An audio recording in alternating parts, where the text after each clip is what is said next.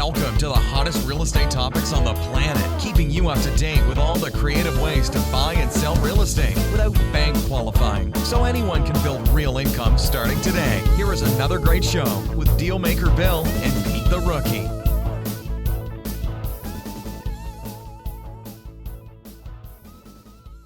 All right, here we are at another episode of Flipping Houses for Rookies. I was being conservative. Here we are at episode number 275, Peter. 275. Wow. Nice. Whoever thought we would get this far? Whoever thought? Nice number. Yeah. Name of today's episode is called Zero Down Rookie Creative Real Estate Deals to Study. You know what I heard? What'd you hear? Nothing down. You know how some parts jump out at you? Nothing down. I bought that book, Exactly. a book called that years ago, right? I heard Nothing Down. Ooh, Robert that's me, Allen, because yeah. I got nothing. All right, go ahead. There you go. Go ahead. What if I told you today you can make quantum leaps or minimally giant steps with real estate investing by listening to this one podcast? You would probably think I am like all the rest, hyping you, maybe exaggerating, and not telling you the whole truth, right? Mm-hmm. This is one of the biggest barriers in my life, getting others to understand the mindset that assumes success comes one small step at a time. And that's wrong, Peter, and unfortunately a huge misconception, especially in real estate investing. And it is clearly reflected in the way most people function and go through finding sellers to close creative real estate deals with there was a period there. I was supposed to stop talking after with. Oh, hey, So stop finding talking. sellers and closing creative real estate deals with. More important, if you don't do what we talk about in this one and only novel podcast, quite frankly, you will work harder and harder and hold yourself against the success you so desire. This is what I call success erosion, which is really you working against you or your own beliefs and opinions instead of just doing what other accomplished folks had done to get on the top. Let's get into this so you can make moves rapidly on getting your checks in some freedom. Okay, sounds good. Yeah. So first of all, if you go into the description where you found this podcast, whether you're watching us or listening to us on a podcast platform, there is a link there that will give you step by step, Peter.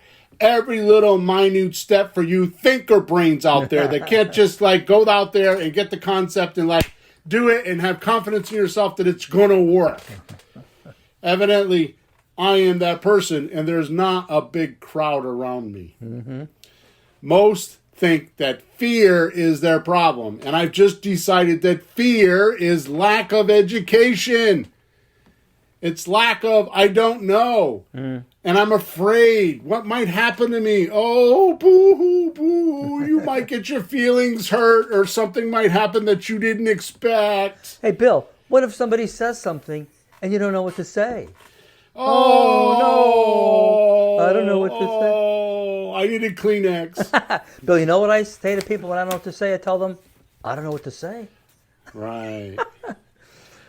Anyways, if you go into the link, now that I've completely invalidated half the audience and they've like hung up on us and they won't listen to the rest of the podcast. No, you did not. You did not invalidate them. You invalidated the bad part of them, which is not really them. We invalidated the part that they don't want to have. We're going to get rid of that for you. So don't feel bad. Right. We're getting rid of the thing you don't like. It'll be okay. Exactly. Okay, good. So just go into the description. There is a link there that will get you a 14-day email course where you could actually, every step is done. I've had dozens of people at this point do that email course, and they just explode on me when we talk about it. They're like, "Oh my God, that's so cool! I can't believe you got everything in there." Anyways, also please like us or subscribe to us on whatever channel you're watching us, whether that's on Facebook or YouTube, because we do our live recording on Thursday mornings, 9:30 a.m. Eastern Standard Time. We're on Twitter too, but I don't understand Twitter, so I can't tell you where to go. Something about it's not exactly on Twitter. It's some other thing. I'm not sure what it is. Anyways, it just shows my ignorance about social media. So we're also on Facebook and YouTube. If you have any questions while we're recording the show, I have a screen in front of me. You can type your questions in either YouTube, Facebook, or Twitter, and I can see them and comment on them and help you with those questions. So make sure if you have questions, you join us on one of those platforms. Okay? Mm-hmm. So Pete, today. Just call me Steve. Yeah. Today, I'm going to rattle some sort of a checklist. It's not anything formal or anything. It's just kind of like to get your head like in some sort of a format of this isn't as hard as you think. Oh my goodness. The confusion you have is the most vital piece of real estate in your world. Most vital piece of real estate on planet Earth is what's out of control, and that's between your ears. You're injecting too many of your own opinions, and I can tell you, Peter, that because of my coaching groups and because you're there with me, it is amazing when we do role-playing, the things that come up only in role-playing and never come up when I'm talking to customers. It's only in role-playing. Yeah. So I've gotten to a point where I've written objection, stalls, and resistance just for the role-playing because it has to handle the investor, not the seller. Because the investor thinks, they won't do that. But they never talk to a seller and they don't know. Yeah. But before I do that, I would like to make a comment. Okay? Sure. And this is the most important part of the podcast as far as I'm concerned, but most won't think that. Finding and closing deals is not about knowing lots of specialized information hidden from you. The way we close deals around here is by developing and using habits. That's how you and I, and you probably don't know this because we've never talked about this or you haven't thought about it. Not that you don't know it, but you haven't thought about it. It's our habits that closes deals. It's not the specialized information or my sentences or my 21 plus years of experience and hundreds of deals. It is not that. What those deals and those conversations have done is shown me which habits to use on every transaction. And if I just continually stay with those habits, then I make deals. And you're going to tell us what those habits are today? I wasn't planning on it, but I was going to work on it. Well, just maybe just for the listeners and me too. Like when you say habits, can you give just a short example? What do you mean? I am going to get in that, but one of the habits is talking to a new seller every day. So like habitual activities, things you would do. Well, let me give you another example, not related to real estate. Yeah. And we'll do the rest later. Yeah. So you want to lose weight. Mm-hmm. You don't lose weight. You change your habits. You stop eating sugar. You don't have that piece of pie at night. You don't have that glass of Coca-Cola. You stop. And here's the one that cracks me up the most, Peter. What? This is almost like laughable to me. Yeah. I hear the guys at the cigar shop. I won't mention names, but you have to realize that Tabucky Jones, who played for the Patriots for 10 years. He won a Super Bowl. He's got the ring. This guy is an all-out, over-the-rampart, total athlete. Everything, basketball, golf, he just exceeds at it.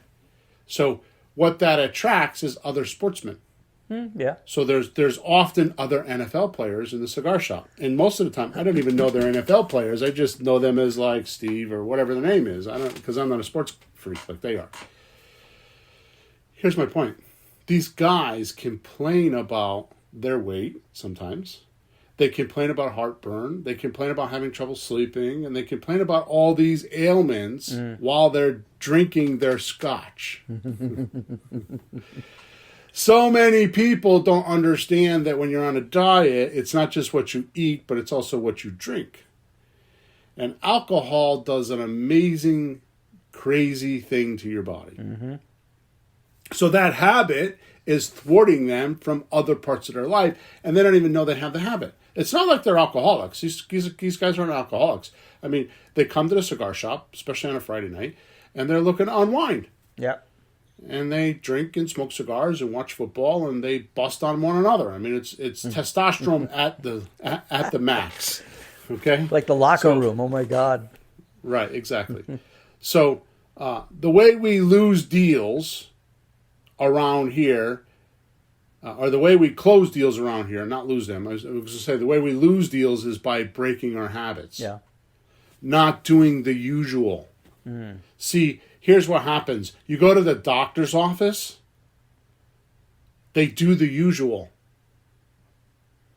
Yeah, they always check your blood pressure. They always check your heart rate. They always check a few things. No matter what, whatever you're there for, they start, and then they do the other usual. Then they have the form. Then they have the computer.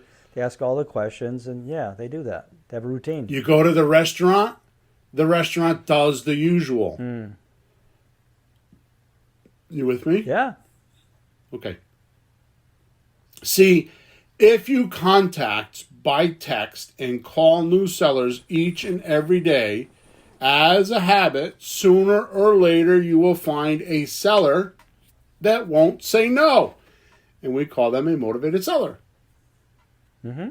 It's true. Right? So the only difference between me and you, Peter, or me and anybody listening right now is that I have certain habits that I use because they've proven healthy, right? Yeah. That, let's get away from the habits. I have certain sentences that are habits of mine.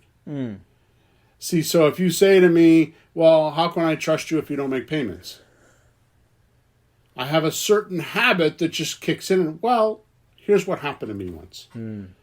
Right? And I go off onto my rebuttal answer. That shifts their way of thinking. Mm-hmm. Right? Especially if it's subject to. Right? If it's a subject to deal, sure. I tell them, well, look, here's the deal. Your name's on the mortgage, my name's on the deed. So if I don't make the payments, the first thing that's going to happen is the bank is going to start foreclosure proceedings. And as soon as that happens, they're going to do a title search. And on that title search, your name's going to be on the mortgage, my name's going to be on the deed. So guess what? The foreclosure and the legal documents that the legal beagles put together have both our names on it. And oh yeah, by the way, I probably have more property than you and I got deeper pockets, so I don't want to have that infect my portfolio. Yeah. That's a short version of it, but that's kind of how it goes. That is a habit. Yeah. Okay? So what I'm saying is the difference between you and me or those those on the call is because I developed these experiences.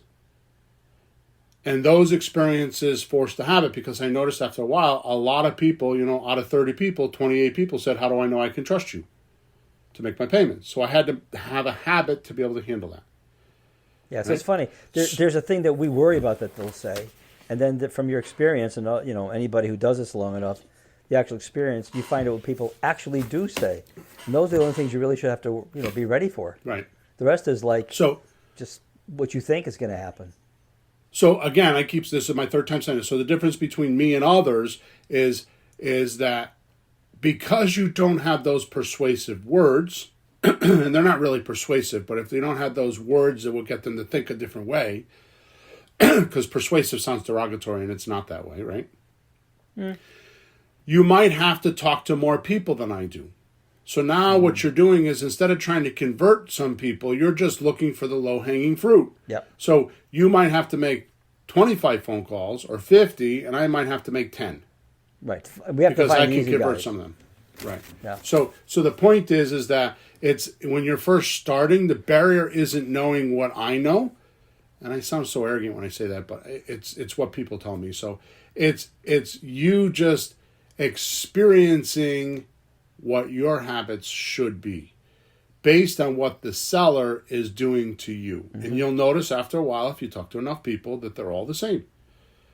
All the sellers are the same. And there's only between 12 and 18 rebuttals that you need to learn. That's it. Yeah.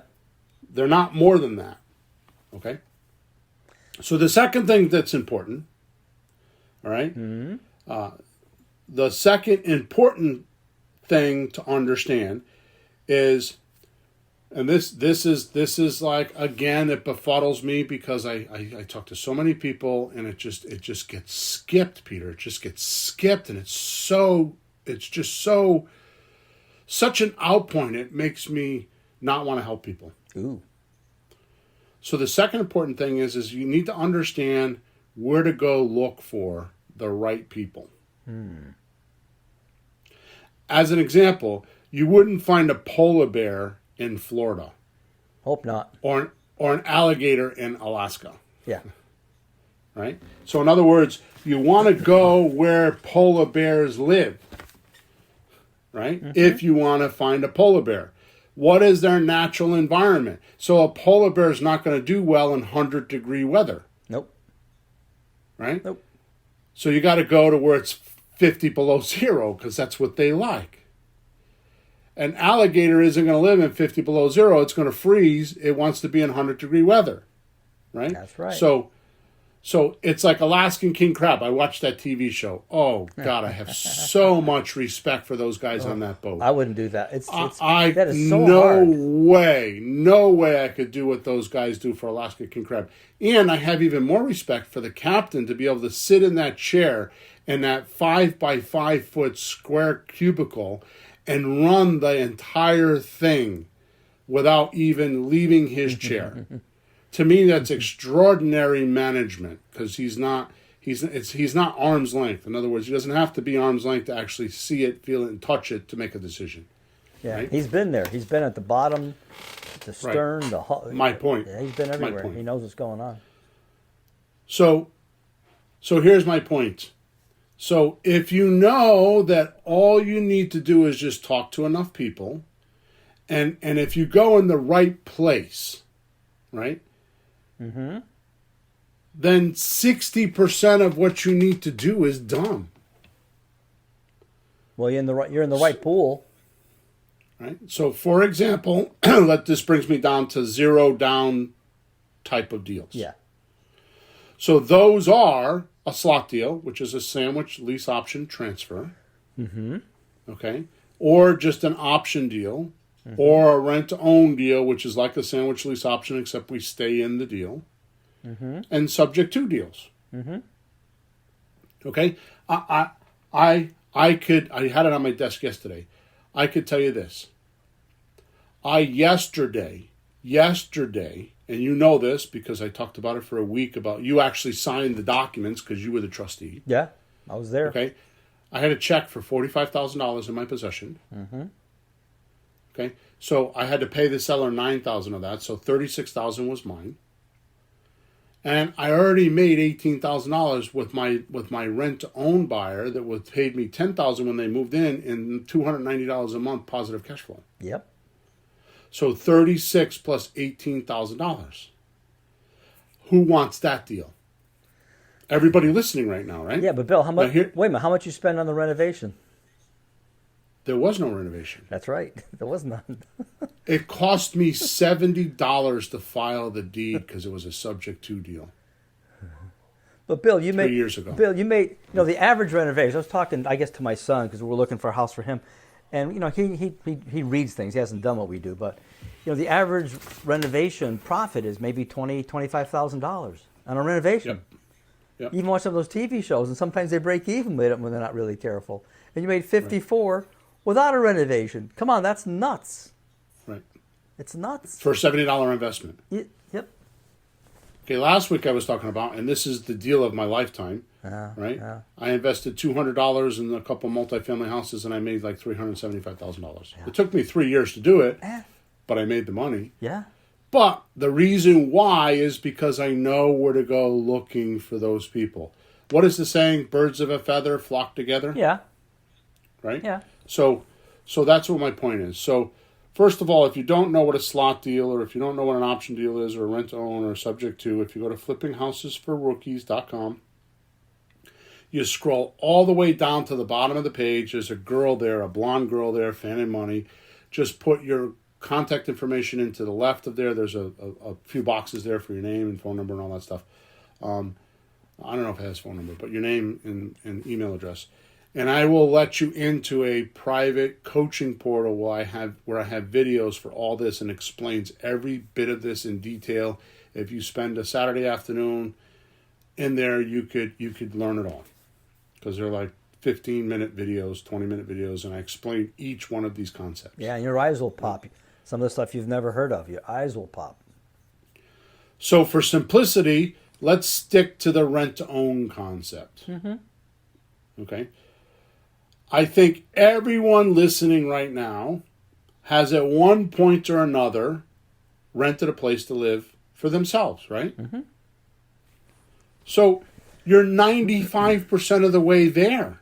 You know everything you need to know about doing a zero down deal.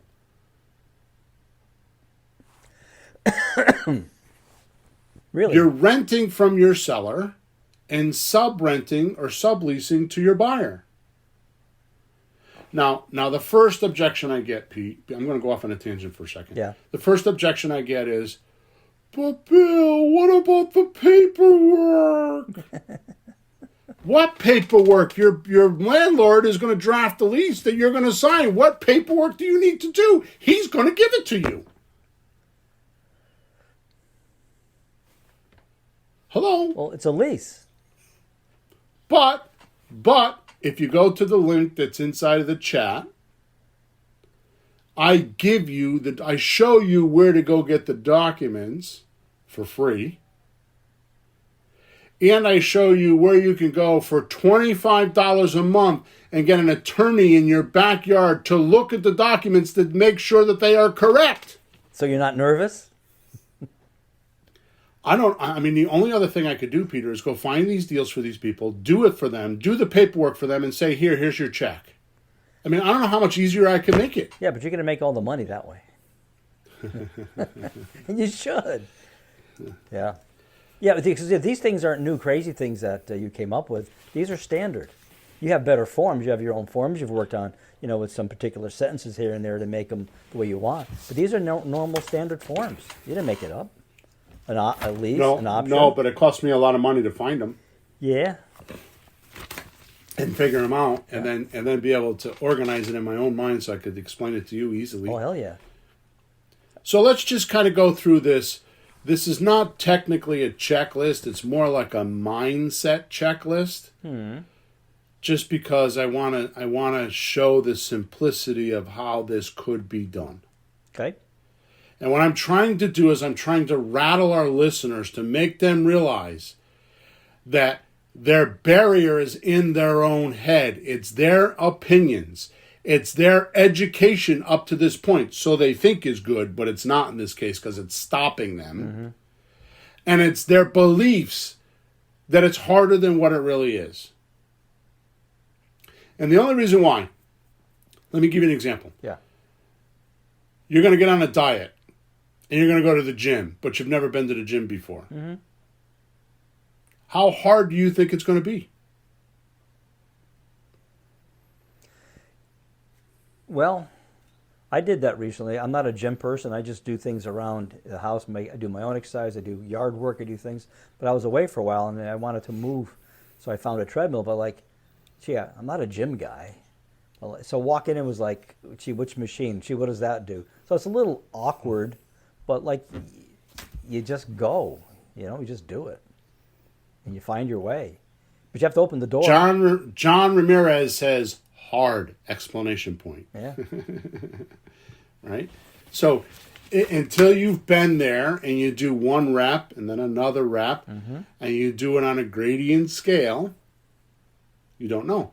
And by the way, what's the success of the gym? It's not that you went just once and worked really hard. It's the habit of going 3 times a week, 5 times a week. like I haven't been doing it because of my COVID illness, but I'm going to start going. I'm just starting to think about going back because I'm starting to feel better enough to do it. But I exercise for like 10 or 15 minutes a day. I don't exercise. I get on my total gym and I move. You know, I'm not looking to build muscle. I'm not looking to be like some stud or something like that. I'm far from that. I'm closer to the Frankenstein than anything else, okay? Okay, and I know that, and I'm cool with that. I wasn't put on this planet to look pretty, okay? So my point is that my repetition, my habit of doing that every day is my success. Yeah. Okay? Yeah. So let's go over this list. It's a mindset list. If you want the actual checklist, then go to inside this, the description of where you found this and click on that link. Okay? So number one, you go to where these sellers are, and that's where they place their ads. You go to them. I mean, so like for example, right? If you're looking to do a rent to own, and you're looking to rent from someone, would you go on Zillow House for Sale? No, that's for sale, not for rent. I mean, maybe, but no, that's not close. It's for sale. You're looking for rent. I can do that. We talk to for sale by owners, and I could do that because I'll convert them from. Why would you want to take $200,000 with your property when you could take monthly payments and make another $30,000 off the property? Yep. I can do that because I didn't know any different when I was doing it. It took me 20 years to figure out why the hell was I doing that for. And it was teaching people like you and my daughter and Sean and now I have this guy Will I'm training as an acquisition manager, and David, and all these people that I like trained. It took me having to explain it to them and you to figure out that's pretty stupid. Why do we do that? Bill, I actually remember the day you were trying to advertise the house, house for sale, the lease option, rent-to-own system, and instead of putting it in the for sale, you went to the rental area. Yeah. Right? In Zillow. Yeah, rental area. I'm going through the same thing with Sean right now because he's telling me the house that we're trying to advertise is in the for sale section of Zillow. And he's like, I got to get the realtor to take down because we had it listed and the realtor's got to take it down. I'm like, just go in the for rent section. He's like, no, you can't do that. And I'm like, I've done it before. They're two different platforms. Right? So if you're looking to do a rent to own, wouldn't it make sense you go to where people have ads on a property that they're trying to rent? You're part of the way there. Hello? Yeah. So Facebook Marketplace is killer for that right now. Facebook Marketplace right now is the new Craigslist. Yeah. Or you can go on Craigslist, or you can go on Zillow in the rental section, not the for sale by owner section. And then there's a whole bunch of other ones that you can go on to. There's for rent sections. I think there's rent.com. There's a whole bunch of them that I don't even go on because honestly, if you go into Facebook in the marketplace, there's enough there. And if there's not, go on Zillow and you'll find the rest. Okay? Yep. Once you find these people, you either on Facebook send them a messenger. If on Zillow they have a phone number, you send them a text that pretty much says, would you be willing to rent your house for a year or two, then sell it to me? Now that has a couple different versions to it because I also say, would you be willing to rent your house for a year or two without the landlord obligations and then sell it to me? Or I've used, would you be willing to rent the house for a year or two and then sell it to me? That wouldn't work for you, would it? The point is all that does is it provokes the seller or the person trying to rent it because here's what happens. And I just wrote up the most important document of my life, and that's the closing call write-up, which has been out now for a couple weeks, and I have it in my coaching group. Which, by the way, the coaching group is different. The apprenticeship program now is where we have a group of guys or a group of people. It's not just guys, and we're all in my account, in my REI Reply account, trying to buy houses. So each week there's a texter. Each week there's an opening caller, a closing caller, a deal meeting person. So even though you're doing my deals, you're practicing with my clients. You're doing live deals. You're actually doing it, and I'm watching you because, they're my deals. Yeah.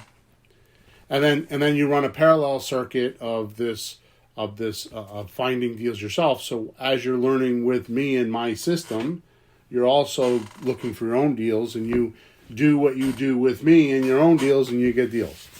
And the success, it's only been around for like a month. The success is incredible. And for me to do that, I wrote up this closing call.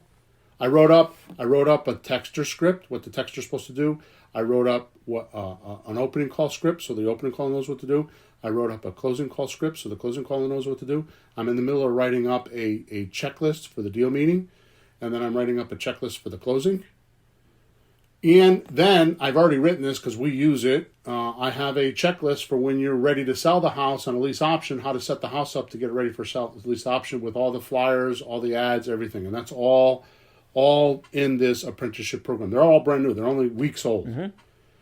And I've had a new acquisition manager, and I've had Sean, my partner, and a couple guys that have been in the program for quite a while use these scripts, and it's incredible how well they work. Okay, so that is not for this. Here's the point that I want to make, is what I'm telling you right now is why not go get rent-to-owns and sublease them and get started? The stuff we're talking about in these scripts and the way we do these things are for the harder deals.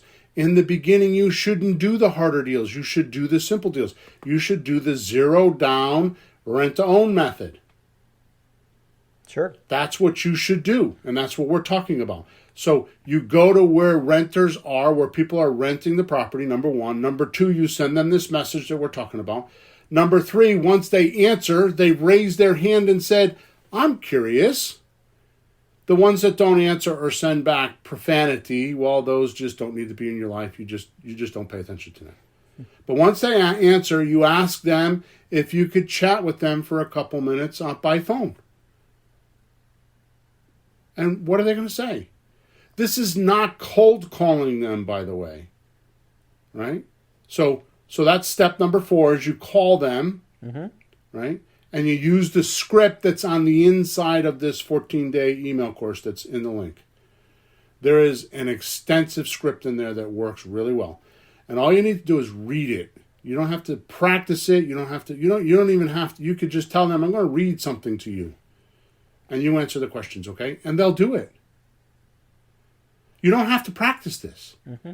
You don't have to have a Harvard education or a Yale education to do this. I'm telling you, you could do this within the next 2 weeks. You could do this tomorrow if you're really like I am and just jump right in and be ballsy about it. You're only talking to people. What are they going to do to you? Sticks and stones will break my bones? I mean, come on. There's a little button on the phone. There's a little red button. Names will never hurt me, right? Yeah, just push the button and hang up on them. Right? Yeah. If you're afraid to talk to people, if you're that much of an introvert, either hire somebody else or go find another job. This is not the place for you. Yeah, no, it's not. No, all you have to do is you could tell them, I have a list of questions. Can I ask you? I have a list of questions to get some information. Can I ask these questions? And they know you're asking questions and they're written down. So if you fumble around reading them, they know you're reading them. Why not? Exactly right. Well, I know this, Peter. I know this. What? For sure I know this. What? Okay? I was sick as hell. I know I keep talking about it, but it's just because it was such a new experience for me because 57 years old, I've never been, other than a common cold. When I was 10, I had pneumonia, but I've never been to the hospital. Yeah. We walked into the hospital, the emergency room, and the girl asked me questions she read off the screen. Yep. That's the triage step. That's them wanting to know, what's going on, Bill? Mm-hmm. I go in the hospital and I'm in ICU for 2 weeks, and every day the doctor comes in and asks questions with a clipboard. Now I leave the hospital and I'm still after 2 weeks not feeling good, so I go to my primary doctor, and my primary doctor asks, there's a girl that reads the questions to me and writes them down. Mm-hmm. Why is this any different than you talking to a seller? Read the questions, just like they do at the doctor's office. They need to know. They don't expect you to be an actor, a globe-winning actor, Academy Award. It's just like, well, the funniest story is, check this out, folks. You were at a conference once when you were first learning all about this, and the guy gets up on stage. If you don't mind telling the story, Yeah, and he was fumbling around with a live call. Look, folks, look how easy it is. He's like, I owe that guy my life. I owe that guy my life. He was horrible. I'm not going to say his name Nope. because I will embarrass him, but he was a guru. I owe that guy my life. Yeah. Because he sucked so bad, I thought to myself, sitting in the audience, holy shit, I could do 100 times better than that. And it gave me the confidence to come home and do a call, and then do another call, and then do another call. And if it wasn't for that guy, I don't know that I would have came home and did it. Right. But he sucked. He was horrible. There's a funny aspect to this. I've learned it in signs. You can have like a handwritten crappy sign and stick it in front of your building, and people will walk in. If you make a really fancy one, they think, that is too slick. Yeah. So if you're like a Hollywood actor, they're thinking, this guy's full of crap. Dan Kennedy says ugly sells. He's a marketing guy. Yeah. Dan Kennedy says ugly sells. So fumble, be a dumbass, and you'll sound more real and more acceptable to the other person. They don't feel threatened or something. I can't say even what it is, but we just know it's fine. Don't worry about it.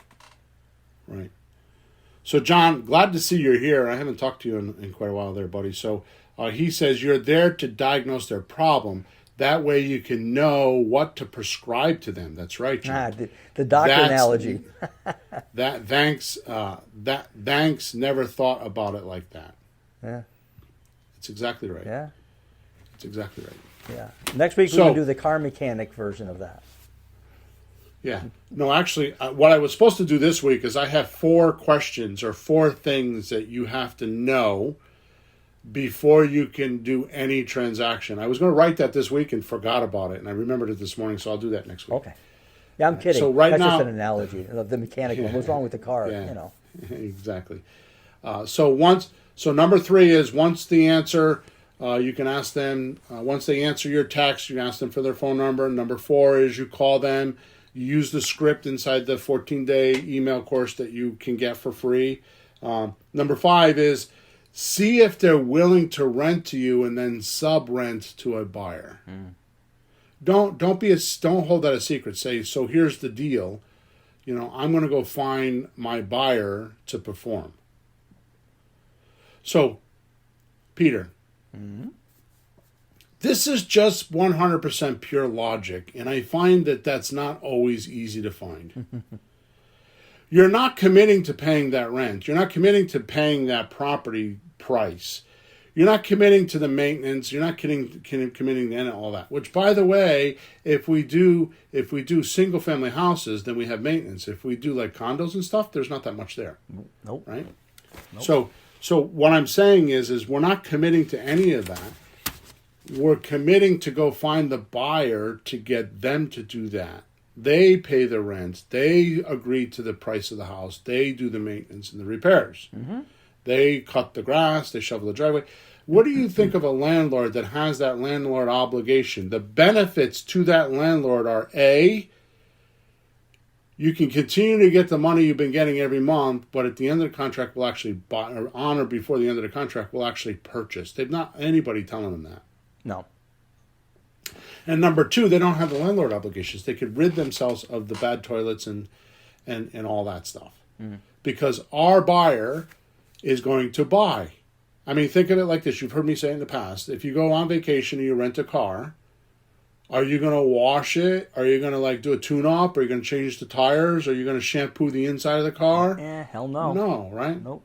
But if you own the car, will you do all that? Hell yeah. Well, we hope you will.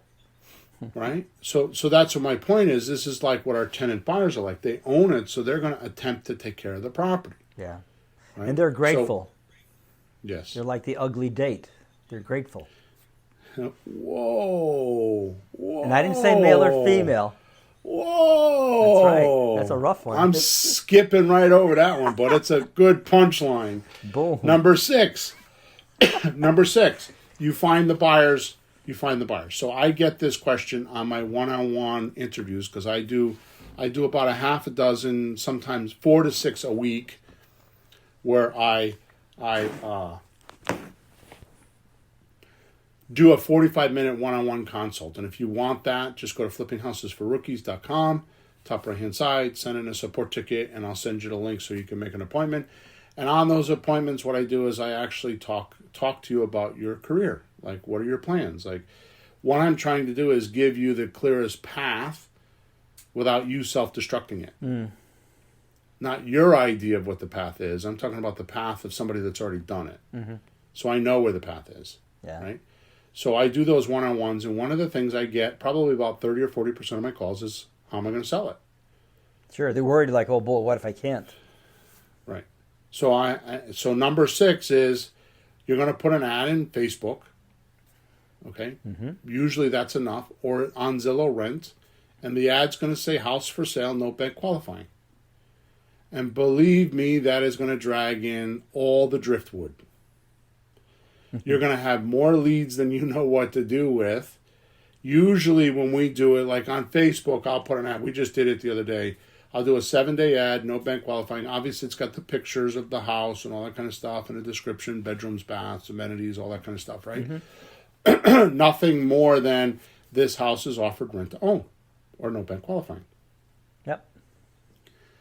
I tend to drag in on a 7-day period, if I boost it for $50, about 150 leads. Wow. Yeah. Not always. I've had it as low as 90, depending on the house and where it is. Yeah, but we just sold. But 90. We just sold it. But 90 is low. We just sold a 2-bedroom, and that was a little bit harder because it was a 2-bedroom. Yeah. Right. It's not like 3 people show up, like dozens and dozens. I've done it a couple times myself. I've done the other kind of deals, but the phone rings or they respond. That's not the problem. And then, just in case it didn't, if you had a 1-bedroom, just a 500 square foot house that nobody wants, what's your commitment to the seller? Nothing. Exactly. What happens when a realtor doesn't sell it? They say, sorry, goodbye. There's no commitment. Right. There's no commitment. You're going to tell the landlord, in most cases, keep advertising it, and when you find a tenant, just let me know and I'll stop marketing it. There's no commitment. Besides the fact, how are we much different than what the realtor would do for them if the realtor wanted to rent it? I have many realtor friends that rent apartments. Yeah. So how are we any different than them? Give us a chance to go find someone. If we find them, we'll bring them to the table. If you find someone first, then just tell us and we'll stop marketing it. Right? That's right. And if you do like I say, you can get 2 or 3 or 4 of these in the pipeline, and if you lose one, you won't be crying. Right? Yeah, I saw 2 of yours yesterday. I went to 2 of yours yesterday that you're setting up. Yeah. You just sold one, and you're in the process of 2 others. I don't even see the other ones you're doing, so I know you have other ones. Yep. All right, so now number 7, what you're going to do is you're going to marry your buyer and your seller together. And where you're going to make your money is on the option. So if you're going to pay $150 for the house, or promise to pay your seller $150, you're going to go out and advertise it as $155. And they're going to give you $5,000 for down payment or option consideration deposit. In other words, they're going to pay you $5,000 to have the rights, exclusive rights to buy that property. And this is common real estate. This has been around since the Roman times. This has been around since way before the realtors. They have no idea. They say we're alternative. Ha! They're alternative. No, they've only been organized since 1949. Right, and people have been doing this. I mean, I ran into my car mechanic. He's an older man now. Him and his brother, they got the shop. I bring my car, but he was a broker, and he still is, but he doesn't do much. But say, oh yeah, we used to do that all the time. Used to, what was that, 1950, 1980? I mean, it's been around. Exactly. So if you use good lease options like I was talking about, you can assign the repairs and the maintenance to your to your buyer from your seller. Now, imagine this, Pete. Imagine this to our listeners. Actually, not to you. Imagine this, Mr. or Mrs. Listener. You want to do real estate. You've been thinking about getting a real estate license and becoming a real estate agent. But that's a lot of work. It costs, I don't know if you know this or not, but I know for sure in Connecticut, it's in most places, it's between $2,000 and $4,000 to get your real estate license. By the time you take the class to take the test, then you pay to take the test, and then you sign up for the MLS, and you get this and you get that, and all the things that you need, it's between $2,000 and $4,000. And nowadays they keep stretching it because now they have continuing education, which they didn't have that before. But nowadays it takes about 6 months to do all that.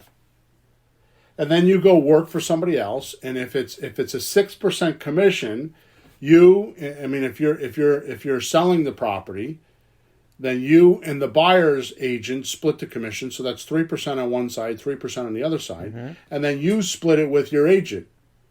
With the broker? So you get with the broker? With the broker. Yeah, with the broker. So buyer broker and seller broker split the 6%, and it's 3% each side. The broker gets so that's 3% for each side. The broker gets 1.5%, and you get 1.5%. 1.5. So you're getting 1.5% of the sale, and you have to do all the work. Mm-hmm. This is the reason why I say realtors are only meant to find the buyers. They're not consultants. Right? So that means on a $100,000 house, what's 1.5%? 1,500. Right. So on a $200,000 house, it's $3,000. Your end. Right. Right. That's a lot of work for $3,000. It takes you 2 months to do a closing, so it's $1,500 a month. Mm-hmm. Right. Now, if you want to do that, that's fine. But what I'm telling you today is you can do all that same stuff and not need your realtor license because we're using an option.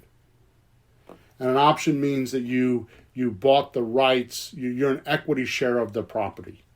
You're a part owner of the property. A very minute owner, but you're a part owner of the property, and the law says that you don't need to have a license and you can make these commissions. Mm-hmm. Now you can make $3,000, $4,000, $5,000 and not go to all the schooling and do all the preparation work and have a license and all that stuff. Yeah. And work for somebody else if you don't want to. Right. Trying to get out of the rat race and you're going back into another rat race. Right. And it's a lot of work. A lot of work. So now let's go over how too many will turn this checklist into an entire lifetime instead of doing it in a few weeks. Because they think they have all these ideas that are smarter than mine. Or they studied somebody else and they said blah, blah, blah. Or they watched a free YouTube video and the guy said this. And they're mixing all the information together. This to me is like, imagine being you're 10 years old. Right? Imagine this. You're 10 years old. Yeah. And you're telling your father how to drive his car.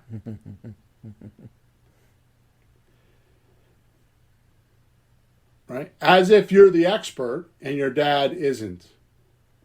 Your dad's been driving for 30 years and you're 10 years old and never drove and you're telling him how to drive. Yeah, but you played video games. Right. Or you watch a YouTube video. Yeah. This is what most real estate investors do with the materials that I give them. You know, as an educator, not everything is wrong from other people. I know you're not saying that, but even if like there's a lot of right things and this guy, that guy, and the other guy, if you mix things, that's not always smart. Like take 5 recipes of your favorite foods and mix them. What do you think you got now? You got a mess. So if you use a system, you use it. You know, your system is successful. Yeah. What caused me to be where I am today, Peter? Mm-hmm. And that means, coaching and teaching, and you kind of provoked a lot of it. I was doing it before, but I'm doing it much more now than in the last 6 years because of you. Here's what happened.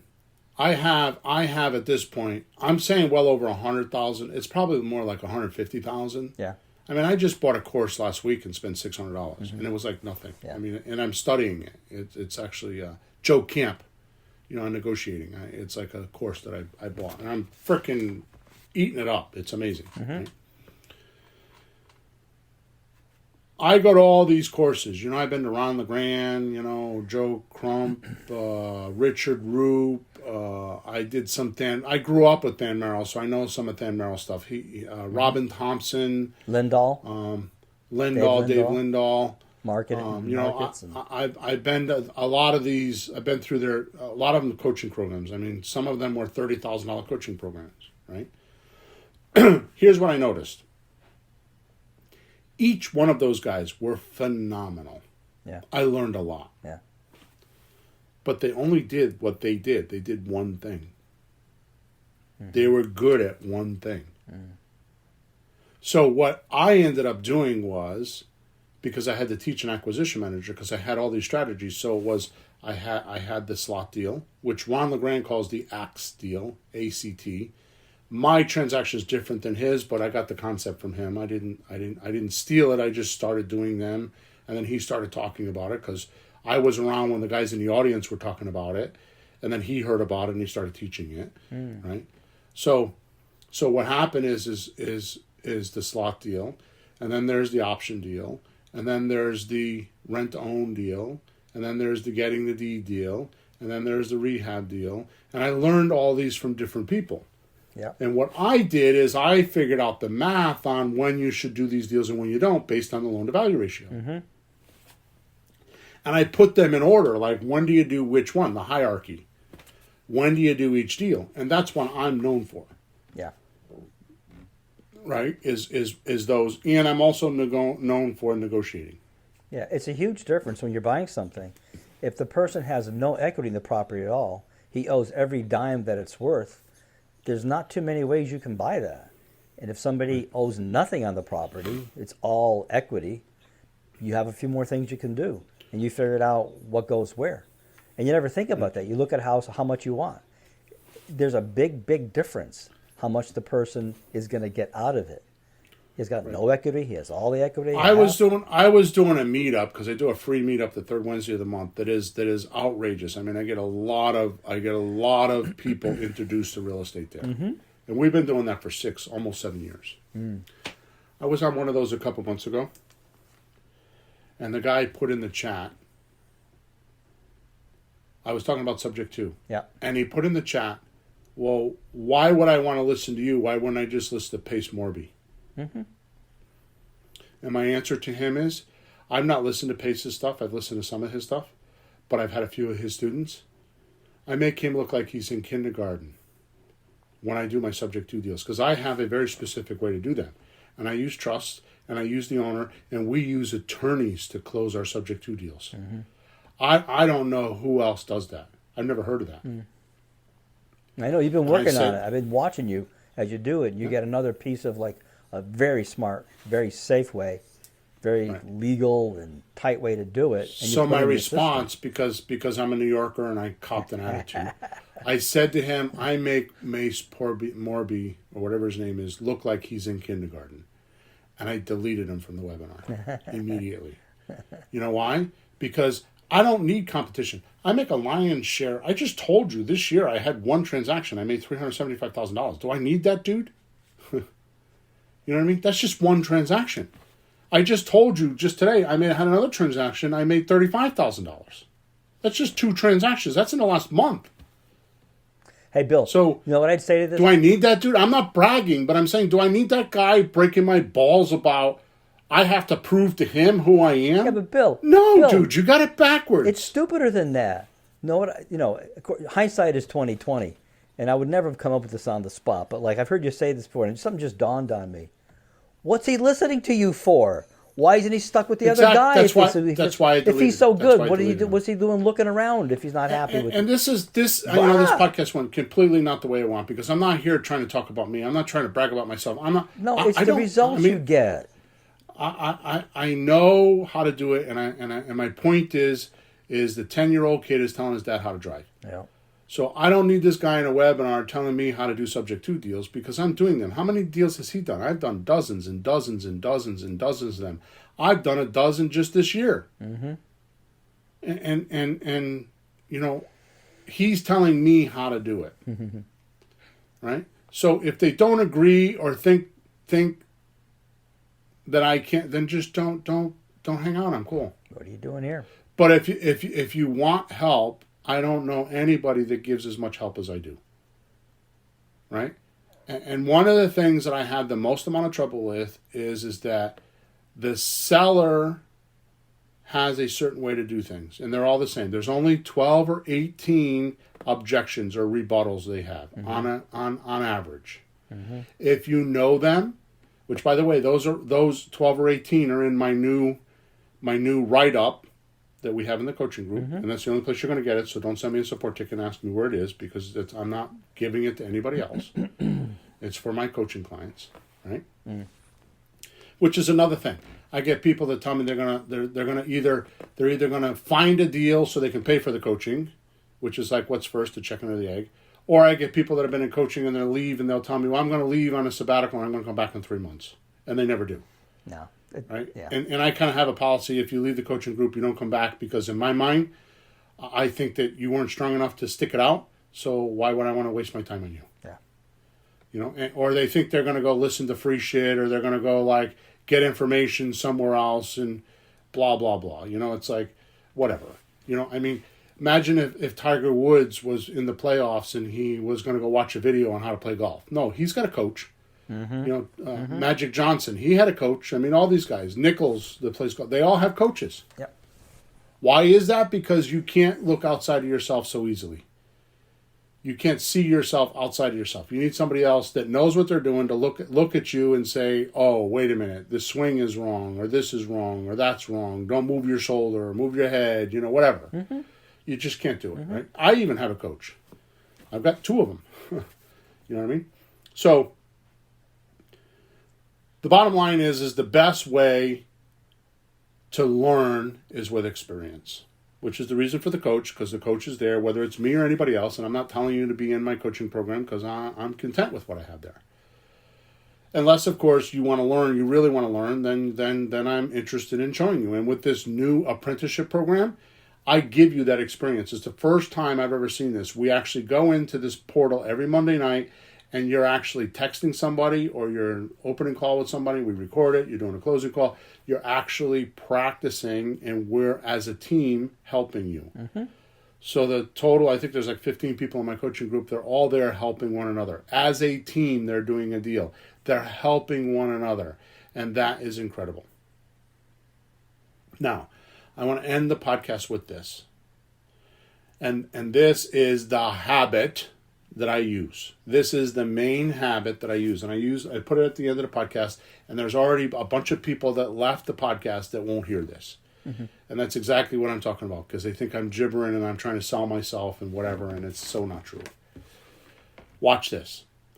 Each and every deal goes through this sequence every time in this order. You cannot do a deal unless you do this sequence. End of story. It just cannot be done. You won't get a deal. Number 1, find where the buyer is based on the kind of deal you want to do. So if you want to do zero down deals and quick deals, then go look for rent to own buyer, or go look for renters. If you want to do subject to deals, then go look for like divorced people and stuff like that. If you want to look for owner finance deals, then go look for free and clear houses or a lot of equity, right? So you just break down what type of a deal you want to do. Which, by the way, a lot of people tell me they want to do wholesale deals, and it's the stupidest thing in the world I've ever heard. Because that business is done. That business is over. In a few more years, we're not even going to hear about it anymore. I hope not. Yeah. So, if you don't have a lot of education, if you don't have capital, if you're afraid to talk to somebody or something like that, then rent to own is the best way to do it. Okay. Number 2, so you go find where your buyer is grazing. Find so you have a farm, and they have these big fields, and there's 8 or 10 cows. You notice they're all together in a herd grazing in one part of the field. They're not all over the field. They're in one spot. Go find them. Right? Yep. Then once you find them, you want to contact that seller. We usually do that by text to warm them up. Now you need to get them from text, which is number 3, onto an opening call. Now here's the amazing thing. If you don't like doing cold calling, like who does? Like nobody likes that. Then you warm them up on text, you get a conversation going, and then by that time you already have some content, or you have something to talk about. You get on the phone with them, and it's not a cold call. Yeah. Right? You've already started the conversation. Yeah, but that time they might want to sell the property, and you're helping them. You're not annoying them. Right. So on the opening call, you're going to find out one of two things. Are they willing to take monthly payments until you can pay them off? And are they willing to talk about it? You don't try to close them on the opening call. You just want to know, are you willing to see how it works? Or are you willing to talk about taking some sort of a discount? You don't try to negotiate on the opening call that stuff, because you'll blow it. And that's where most of my coaching clients go wrong, is they do too much. They do too much with texting. They do too much with the opening call. And it's a sequence. Just like you had to wear diapers before you were potty trained. It's just a sequence. It's just a natural, that's how it goes. If you try to break the sequence, it doesn't work. That's right. It's like eating food when you're not hungry. It's like going out and spending $400 for a steak dinner and then going to a picnic afterwards. Why would you do that? I mean, other than visit your friends, but you're not going to eat while you're at the picnic. You know what I mean?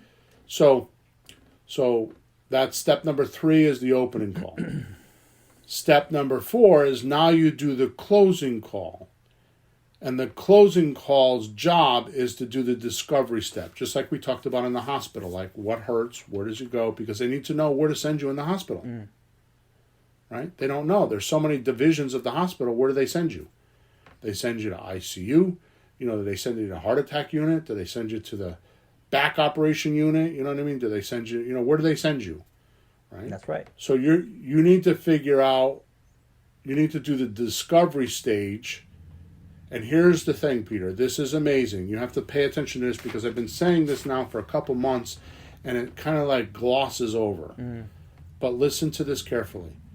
The seller has an irritation. That irritation has caused some emotion. Right? So the irritation is, every weekend I'm going out and going over and cleaning my mother's and father's house out because they died. Yeah. So they're irritated with that. The emotion is, my wife is giving me a hard time because we haven't gone out to dinner, or we haven't had any family time. Or I had to miss a birthday party. Or I'm tired when I go to work on Monday, and that's the emotion. So the irritation is there, and it creates an emotion. The emotion is the motivation, not the irritation.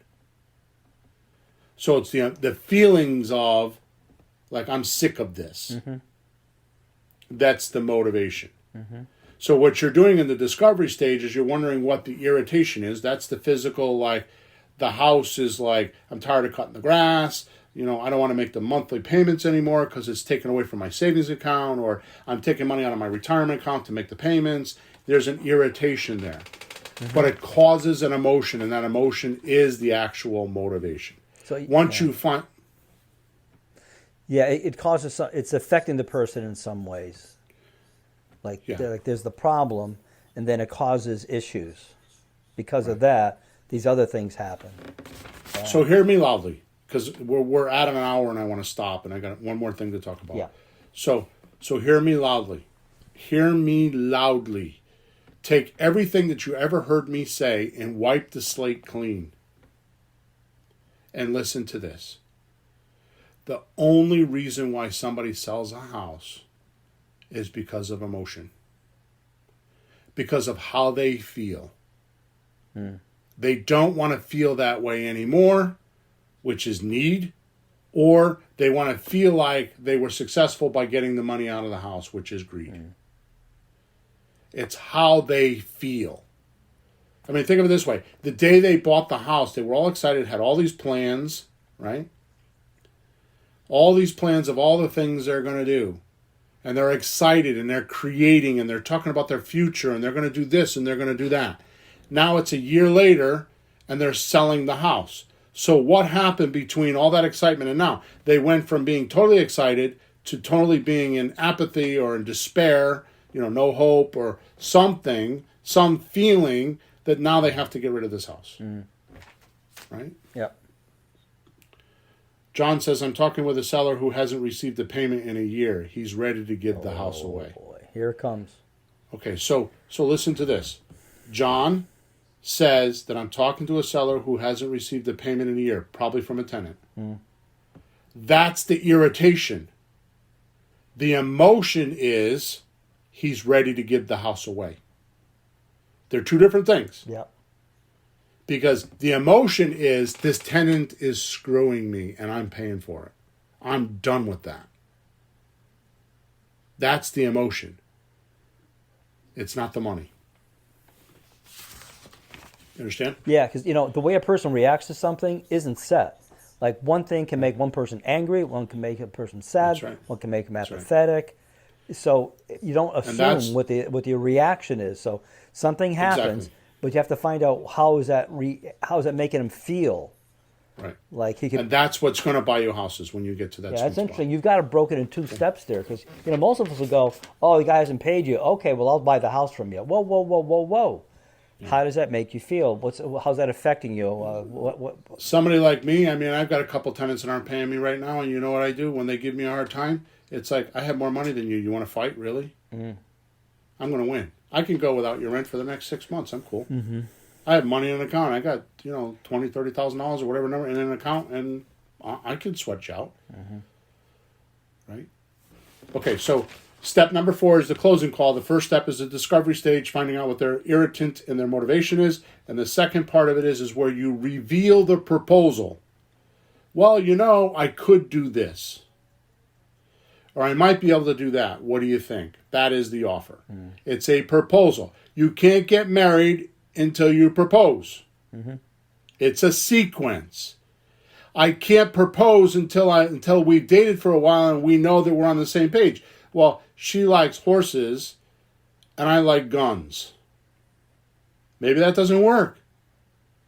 You know what I mean? Mm-hmm. You have to see if there's a common reality there, right? So you have to do your discovery stage before you could do the proposal, and then the proposal brings you into the marriage. Yep.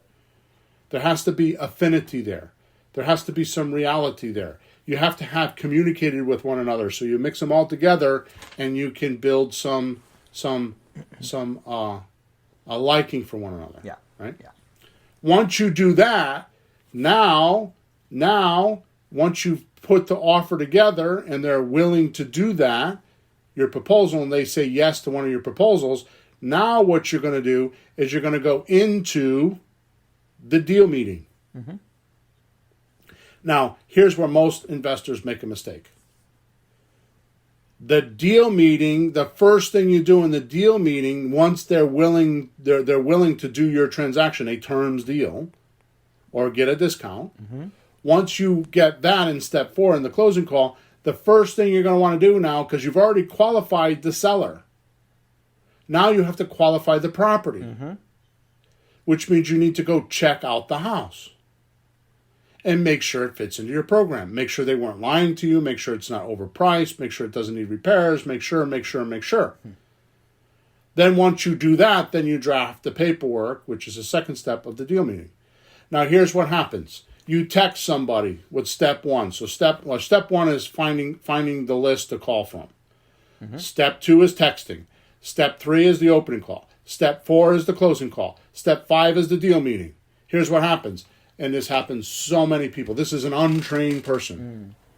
They text somebody and they say, yeah, I'm interested in taking payments, and don't even know what it means. The first thing the untrained student will do is start talking about the house. How much you asking for the house? How many bedrooms? How many bathrooms?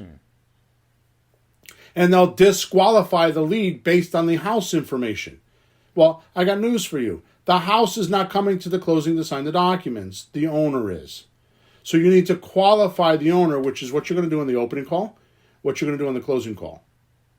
You need to qualify them to make sure that you and the seller are on the same page before you look at the house. And I'll never forget, I was doing a podcast with Jessie, my daughter, while you were away. Mm-hmm. And she talked about it for a week. She's like, Dad, I never knew that. I go on Facebook, Marketplace. I don't look at the houses. I just click on them and I send a message. Would you be willing to rent for a year or two and then sell it to me? Yeah. I don't even look at the house. I don't care about the house. I'm not at that step. Yeah. I'm at the contact step.